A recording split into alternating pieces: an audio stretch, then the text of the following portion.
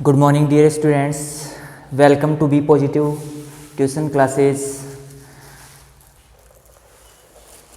आप जब हमारा पिछला टॉपिक चल रहा था तो उसके अंदर कुछ वीडियो पूर्ण नहीं बन पाया था, वो भी बड़ा वीडियो बनता लेकिन कुछ टेक्निकल प्रॉब्लम हो जाती है। ठीक है, तो यहाँ पर कोई दिक्कत वाली बात नहीं है। तो आज हम उस टॉपिक को कंप्लीट कर लेते हैं। ठीक है, तो हमारा जो वीडियो चल रहा था वो कहाँ पर था पता है आप लोगों को? कमेंट करके बताइए।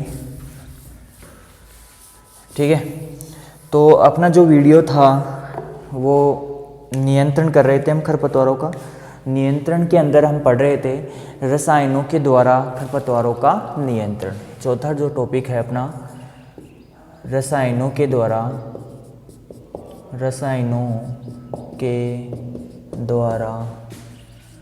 खरपतवारों का नियंत्रण। क्या पढ़ रहे हैं? खरपतवारों का नियंत्रण पढ़ रहे हैं। किसके द्वारा? रसायनों के द्वारा। ठीक है, और रसायनों के द्वारा जो नियंत्रण किया जाता है वो 4 प्रकार से किया जाता है। तो यहाँ पे रसायनों का या नियंत्रण लिख सकते हो आप, नियंत्रण। ठीक है, या फिर रसायनों का वर्गीकरण लिख सकते हो, रसायनों का वर्गीकरण। रसायनों का वर्गीकरण, रसायनों का क्या? वर्गीकरण। और रसायनों का जो वर्गीकरण किया जाता है वो 4 प्रकार से किया जाता है। कितने प्रकार से? 4 प्रकार से। ठीक है, कितने प्रकार से किया जाता है? 4 प्रकार से रसायनों का वर्गीकरण किया जाता है। ठीक है, इसके अंदर सबसे पहले हम बात करते हैं जो खरपतवारों का जो सबसे पहला वर्गीकरण है, खरपतवारों के चयन के आधार पर वर्गीकरण। यानी खरपतवारों के चयन के आधार पर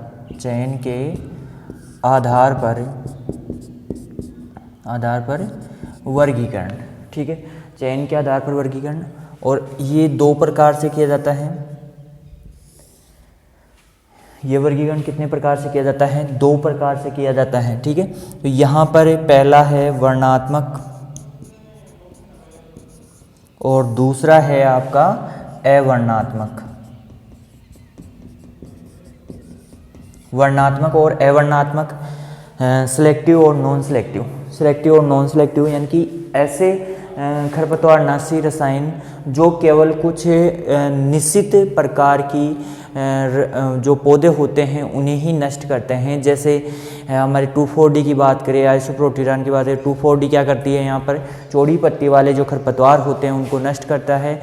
ठीक है, इसी प्रकार से हम संकरी पत्ती वाले खरपतवारों के लिए हम क्या करते हैं? यहाँ पर जो आइसोप्रोटीरान है या फिर आपकी जो सल्फोसल्फ्यूरान है उसका प्रयोग करते हैं। ठीक है, तो चौड़ी पत्ती वाले और संकरी पत्ती वाले खरपतवारों के लिए यहाँ पर हम प्रयोग करते हैं। तो ये जो शाकनाशी रसायन है ये किस प्रकार के हैं? वर्णात्मक, सिलेक्टिव और ये हो गए नॉन सिलेक्टिव। ठीक है, सिलेक्टिव और नॉन सिलेक्टिव। ठीक है, तो यहाँ पर इसके अंदर हम लिखना चाहे तो यहाँ पर आप लिख सकते हो कि ऐसे रसायन जो केवल निश्चित पौधों को ही नष्ट करते हैं, बाकी पौधों को नुकसान नहीं पहुंचाते किसी प्रकार का। ठीक है, तो इस प्रकार के जो खरपतवारनाशी होते हैं उन्हें क्या कहते हैं? वर्णात्मक कहते हैं। और इनके एग्जाम्पल देख लेते हैं हम। 2,4-D बेसालीन, atrazine, सीमाजीन। 2,4-D बेसालीन, atrazine. ठीक है, तो 2,4-D हो गया, बेसालीन हो गया, एट्राजीन हो गया। ठीक है, इसके बाद में यदि हम बात करें तो यहाँ पर आपकी फ्लूक्लोरेलिन,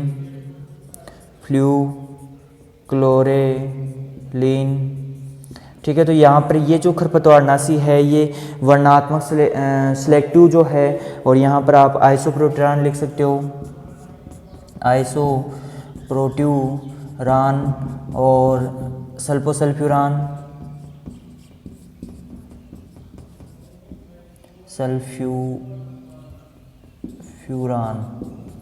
ठीक है, सल्फोसल्फ्यूरान लिख सकते हो। आइसोप्रोटीरान आपका अब बंद हो चुका है, ये आपको मैंने पहले ही बता दिया आपको। ठीक है।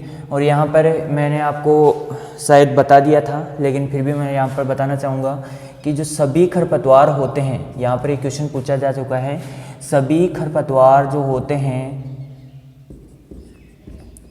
वो C4 होते हैं, ठीक है। लेकिन जई जो होती है, जई जो खरपतवार है वो C3 प्रकार का होता है। किस प्रकार का होता है? C3 प्रकार का होता है, ठीक है। तो यहाँ पर ये किस प्रकार के रसायन हो गए? 2,4-D हो गया, आइसोप्रोटेरान हो गया, बेसालिन, एट्राजीन, सल्फोसल्फ्यूरान और फ्लूक्लोरिलीन, ये किस प्रकार के खरपतवारनाशी हो गए?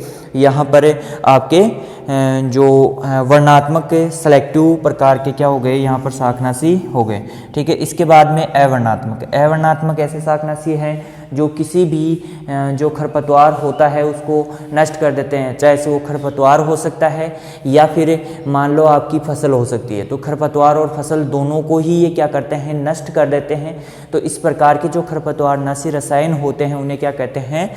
अवर्णात्मक शाकनाशी कहते हैं, नॉन सेलेक्टिव कहते हैं। इनमें किसी प्रकार का कोई सिलेक्शन नहीं होता। यदि आप खड़ी फसल में प्रयोग कर रहे हो किसी खरपतवार को नष्ट करने के लिए, तो आपकी फसल भी क्या हो जाएगी? साथ में बर्बाद हो जाएगी, ठीक है। तो इस प्रकार की जो शाकनाशियाँ होती है वो क्या कहलाती है? अवर्णात्मक शाकनाशियाँ कहलाती है। यदि हम इनके एग्जाम्पल देखना चाहें तो आपके डाइक्वाट, पैराक्वाट हो जाएगा,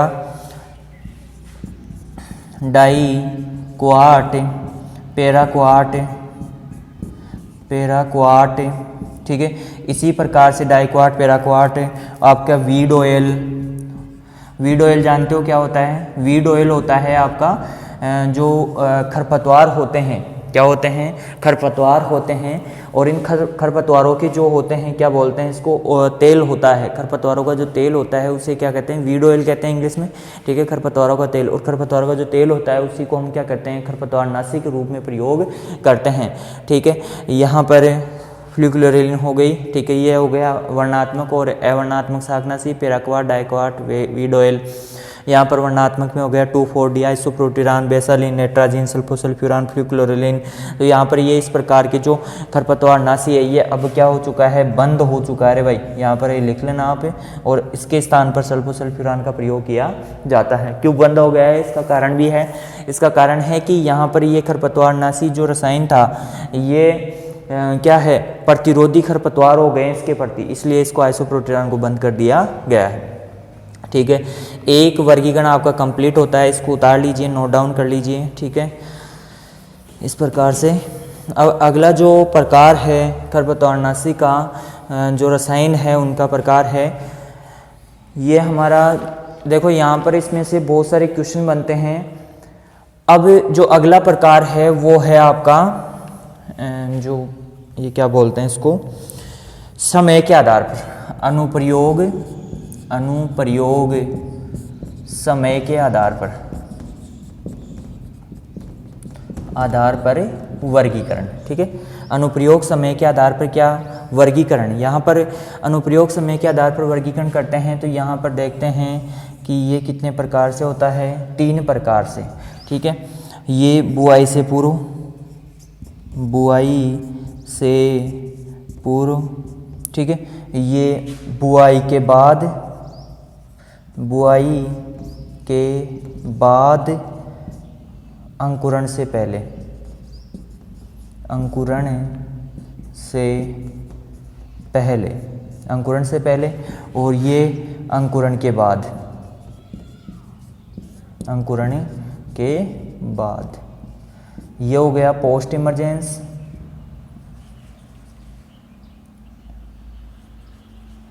इमरजेंस, और यहाँ पर हो जाएगा ये प्री इमरजेंस,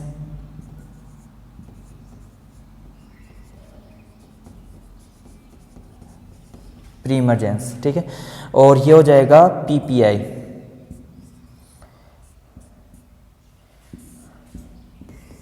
ठीक है। पीपीआई अवस्था हो जाएगी बुआई से पूर्व, ठीक है। और जो पीपीआई है इसकी फुल फॉर्म आप लिख सकते हो pre plant incorporations, pre plant incorporation, ठीक है। प्री प्लांट इन कॉर्पोरेशन इसकी फुल फॉर्म हो जाती है, ठीक है। यहाँ पर इनका प्रयोग हम बुआई से पूर्व करते हैं, मतलब जब खरपतवारनाशी रसायन होते हैं खेत तैयार हो गया। खेत तैयार होने के पश्चात हम क्या करते हैं, इसमें मृदा की सतह के ऊपर मृदा में ही इसका प्रयोग किया जाता है। तो इस प्रकार के जो खरपतवारनाशी रसायन होते हैं वो बुआई से पूर्व प्रयोग किए जाते हैं, पहले बुआई के बाद, लेकिन अंकुरण से पहले, यानी कि बुआई के बाद, बुआई हो गई उसके बाद में प्रयोग करते हैं, लेकिन अंकुरण हो उससे पहले। अंकुरण अपना होता है फसलों का या खरपतवारों का अंकुरण होता है, उससे पहले पहले हम खरपतवारनाशियों का प्रयोग करते हैं, इन्हें प्री इमरजेंस कहते हैं। इसके बाद में अंकुरण के बाद पोस्ट इमरजेंस कहलाता है। क्या कहलाता है? पोस्ट इमरजेंस कहलाता है। ठीक है, तो यहाँ पर सबसे पहले इनके एग्जाम्पल देख लेते हैं। यहाँ पर परिभाषा की कोई ज़रूरत नहीं है, आपको समझ में आ गया होगा। ठीक है, अब यहाँ पर जो बुआई से पूर्व है, बुआई से पूर्व कौन कौन सी खरपतवारनाशी हैं? ठीक है, यहाँ पर फ्लूक्लोरेलिन, ट्राइफ्लूरेलिन, फ्लूक्लोरेलिन और ट्राइफ्लोरिलिन, ट्राइफ्लोरिलिन। ठीक है, ये कौन सी हो गई? बुआई से पूर्व। ये दो शाकनाशी रसायन हैं, इनका प्रयोग हम कब करते हैं? बुआई से पहले इनका प्रयोग किया जाता है। ठीक है, और अंकुरण से पूर्व मतलब बुआई के बाद और अंकुरण से पहले, बुआई के बाद और अंकुरण से पहले। थोड़ा सा ही मिस्टेक हो गई, सेट कर लेते हैं। ठीक है, हाँ, अब बात कर रहे हैं बुआई से पूर्व। और बुआई से पूर्व तो यहाँ पर हो गया फ्लूक्लोरेलिन और ट्राइफ्लूरेलिन। ठीक है, और इसके बाद में हम बात करते हैं कि अंकुरण से पूर्व, बुआई के बाद और अंकुरण से पहले कौन कौन सी? Atrazine, alachlor, butachlor. Atrazine, alachlor, क्लोर, ब्यूटाक्लोर, एलाक्लोर को लासो बोला जाता है, इसका व्यापारिक नाम है लासो। ठीक है, ये भी पूछा जा सकता है। आपके एट्राजीन, एलाक्लोर, ब्यूटाक्लोर हो गया, पेंडीमेथालिन हो गया, पेंडीमेथालिन, पेंडीमेथालिन। ठीक है, तो इस प्रकार की जो खरपतवारनाशी है, देखो एट्राजीन हो गया, एलाक्लोर, लासो हो गया, ब्यूटाक्लोर हो गया, पेंडीमेथालिन हो गया। इस प्रकार के जो खरपतवारनाशी रसायन होते हैं, इनका प्रयोग कब करते हैं? बुआई के बाद और अंकुरण से पहले करते हैं। बुआई के बाद करते हैं और अंकुरण से पहले इसका प्रयोग किया जाता है। अब हम बात करते हैं पोस्ट इमरजेंस, यानी कि बाद में है, अंकुरण के बाद। ठीक है, तो सबसे पहले बुआई से पूर्व, बुआई से पूर्व पीपीआई, प्लांट इनकॉर्पोरेशन, यहाँ पर ध्यान रख लेना, ये इंग्लिश में पूछा जा सकता है, हिंदी में पूछा जा सकता है। पोस्ट इमरजेंस, प्री इमरजेंस, इस प्रकार से आपसे पूछा जा सकता है। ठीक है, अब बुआई के बाद कौन कौन से शाकनाशी रसायन होते हैं उनके बारे, अंकुरण के बाद। तो अंकुरण के बाद देखो आइसोप्रोट्यूरान हो गया, लेकिन आइसोप्रोट्यूरान तो बंद हो गया। अब आइसोप्रोट्यूरान पूछा जा सकता है, एग्जाम्पल आ सकता है, आइसोप्रोट्यूरान हो गया। इसके बाद में सल्फोसल्फ्यूरान हो गया, सल्फ्यूरान। ठीक है, सल्फोसल्फ्यूरान हो गया, 2,4-D हो गया, 2,4-D हो गया। ठीक है, तो इस प्रकार के जो शाकनाशी रसायन होते हैं उनका हम प्रयोग कब करते हैं? अंकुरण के बाद करते हैं, फसलों में अंकुरण के बाद करते हैं। ठीक है, इनकी मात्रा निश्चित होती है, दिन भी फिक्स होते हैं, लगभग 20 से 25 दिन बाद, लगभग 20 से 25 दिन बाद हम क्या करते हैं? इसके अंदर इनका प्रयोग करते हैं। ठीक है, बुआई के 20 से 25 दिन बाद इनका प्रयोग किया जाता है। ठीक है, तो दो आधार पर हमने इसका क्लासिफिकेशन कर लिया है। देखो, एक तो है खरपतवारों के चयन के आधार पर और दूसरा है अनुप्रयोग समय के आधार पर, तीसरा है मृदा में अवशेष के आधार पर, मृदा में अवशेष के आधार पर। अब अवशेष के आधार पर कैसे रहे? यहाँ पर अवशेष के आधार पर हम 3 प्रकार से बांट सकते हैं, वैसे 2 ही है। देखो, इसको कह सकते हैं, एक तो हो जाता है अवशेष और एक हो जाता है, इसको क्या कहेंगे? एक तो हो जाएगा अवशेष हो जाएगा आपका, और एक हो जाएगा अवशेष रहित कह सकते हो। ठीक है, और एक होता है मृदा धूमक। ठीक है, तो इनके नाम लिख लो यहाँ पर। क्या क्या हो जाएगा? देखो, यहाँ पर सबसे पहले हमारा यह हो गया खरपतवारों के चयन के आधार पर, अनुप्रयोग के आधार पर और मृदा में अवशेष के आधार पर। तो एक तो हो जाता है अवशेष, दूसरा हो जाता है आपका अवशेष, और इसके अंदर हो जाएगा जीरो अवशेष, जीरो अवशेष। ठीक है, अवशेष और मर्दा धूमक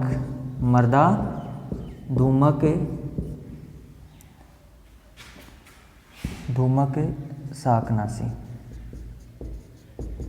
क्या कह सकते हो, मर्दा धूमक शाकनाशी कह सकते हो। मैं इसको हटा देता हूँ।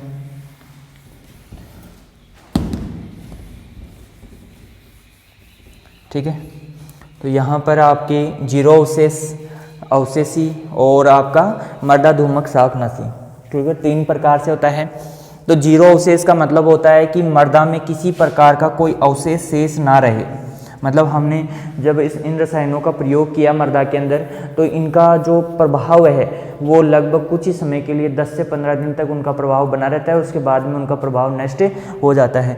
अवशेषी प्रकार का जैसे आपके जो कुछ खरपतवारनाशी होते हैं उनका प्रभाव लगभग 1 वर्ष तक बना रहता है, लगभग 2 माह तक, लगभग 3 माह तक, इस प्रकार से लंबे समय तक इनका अवशेष प्रभाव बना रहता है। और इस प्रकार के जो खरपतवारनाशी होते हैं उन्हें अवशेषी प्रकार के। और मर्दा धूमक शाकनाशी, इसमें जैसे आपके धुआं करते हैं, क्या करते हैं, धुआं करते हैं। धुआं मतलब हम धुआं करके उनको क्या कर देते हैं, नष्ट कर देते हैं। कुछ रसायन होते हैं उनको जलाया जाता है, जलाकर धुआं किया जाता है और धुआं के द्वारा क्या किया जाता है, नष्ट किया जाता है। तो इनके एग्जाम्पल देख लेते हैं यहाँ पर एग्जाम्पल। अब एग्जाम्पल क्या क्या हो सकता है इसका, देखो, जीरो अवशेष मतलब इसमें किसी प्रकार का कोई अवशेष शेष नहीं रहेगा, कुछ ही समय के बाद में क्या हो जाएगा, यहाँ पर ये नष्ट हो जाते हैं। तो यहाँ पर इसमें जीरो अवशेष में आपका हो जाएगा, कहाँ गया वो, हाँ, पैराक्वाट,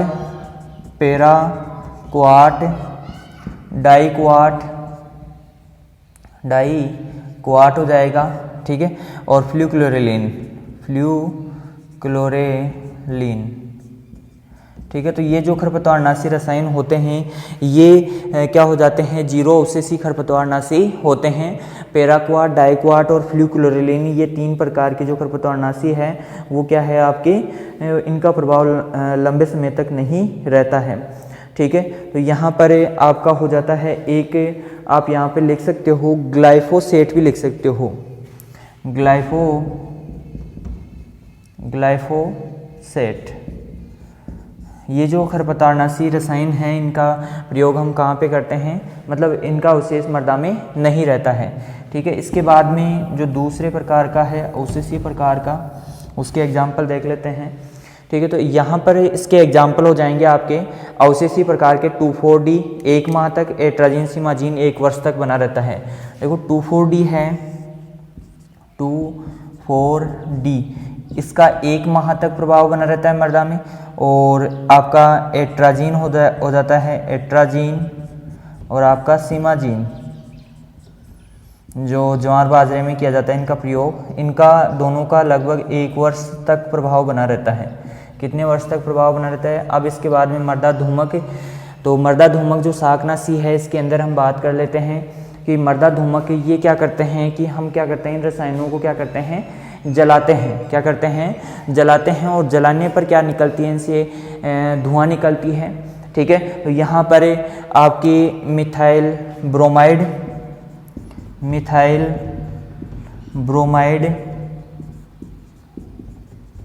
ठीक है, और मीथेन जो गैस है, मीथेन, इनका प्रयोग क्या किया जाता है, इनको नष्ट करने में मर्दा धूमक के रूप में काम में लिया जाता है। क्लियर है। तो इस प्रकार से हम क्या करते हैं, इन रसायनों का प्रयोग करते हैं और इन रसायनों का प्रयोग करके मर्दा को खरपतवारों को नष्ट करते हैं। क्लियर है, ठीक है। अब यहाँ पर हम जो लास्ट है, शाकनाशियों के कार्य के आधार पर, शाकनाशियों के कार्य के आधार पर इनका प्रयोग, ठीक है। अब कार्य के आधार पर प्रयोग करेंगे, शाकनाशियों के कार्य के आधार पर प्रयोग करेंगे। तो शाकनाशियों के कार्य के आधार पर हम बात करते हैं, तो यहाँ पर मैं इसको हटा देता हूँ, एक बार इसको उतार लीजिए। मिथाइल ब्रोमाइड, मीथेन हो गया, ठीक है। इसके बाद में एट्राजीन ये हो गया, इसका डाईक्वाट पैराक्वाट हो गया, ठीक है। यह अवशेष के आधार पर। अब हम बात करते हैं इसके शाकनाशियों के कार्य के आधार पर। यहाँ पर मैं यहाँ पर बना रहा हूँ इसके, ठीक है। तो ये आपके शाकनाशियों के कार्य के आधार पर। अब कार्य के आधार पर कितने प्रकार से होता है, यहाँ पर हम देख सकते हैं एक होता है संपर्क शाकनाशी और एक होती है स्थानांतरित शाकनाशी। संपर्क और स्थानांतरित। संपर्क शाकनाशी कौन सी होती है, स्थानांतरित कौन सी होती है, इसके बारे में हम बात कर लेते हैं। तो यहाँ पर जो खरपतवार होता है, जैसे मान लो कि कोरोना काल चल रहा है, अभी क्या चल रहा है, कोरोना काल। अब कोरोना काल चल रहा है तो उसमें यदि आप वायरस के हल्का सा भी संपर्क में आ गए तो वो आपके शरीर को जकड़ लेगा।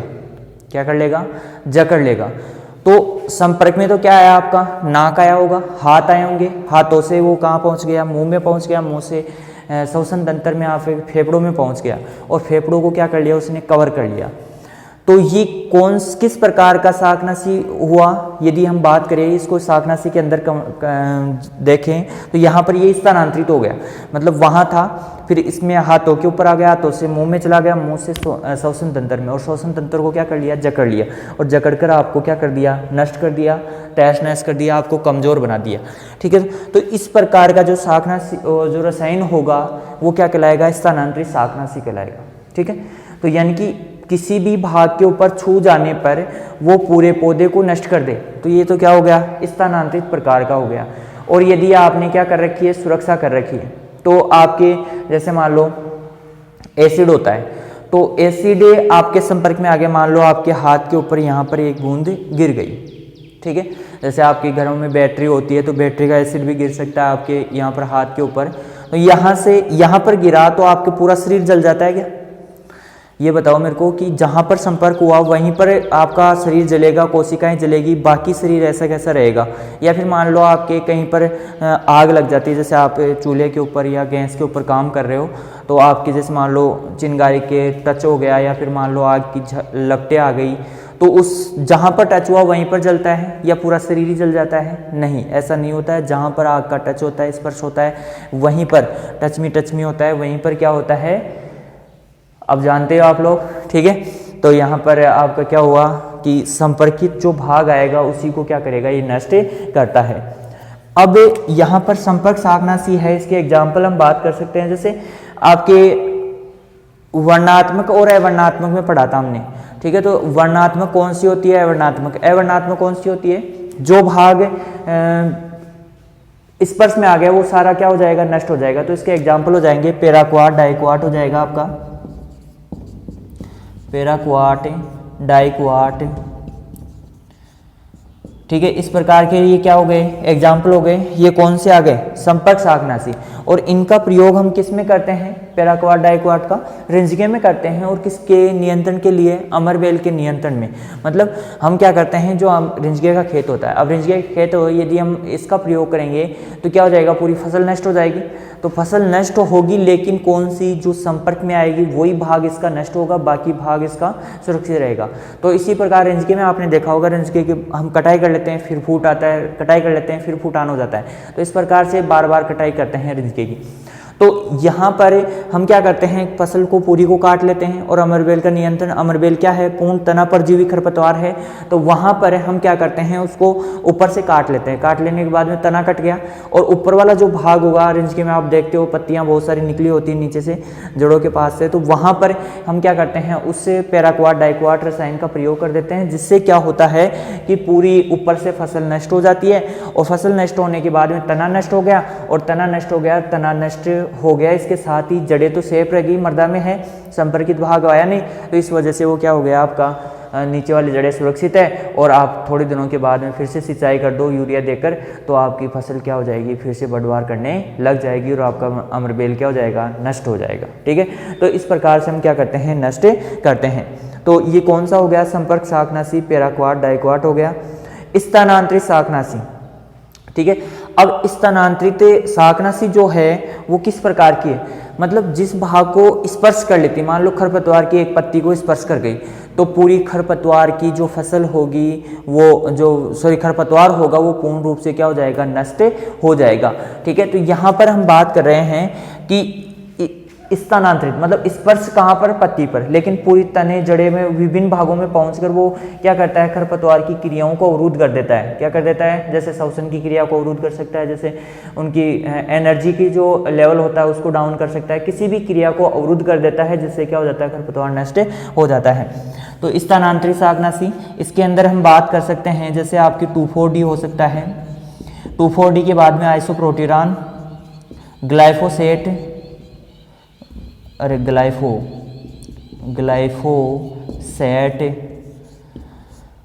ठीक है, आइसोप्रोटीरान, 2,4-D, ग्लाइफोसेट, ये इस प्रकार के कौन से शाकनाशी हो गए, स्थानांतरित शाकनाशी कंप्लीट हो गए आपके। ठीक है, तो यहाँ पर हम बात कर रहे हैं 4 प्रकार के रसायनों का वर्गीकरण किया गया है खरपतवारों के चयन के आधार पर, 2 प्रकार के वर्णात्मक अवर्णात्मक, अनुप्रयोग के समय के आधार पर कितने प्रकार के, 3 प्रकार के।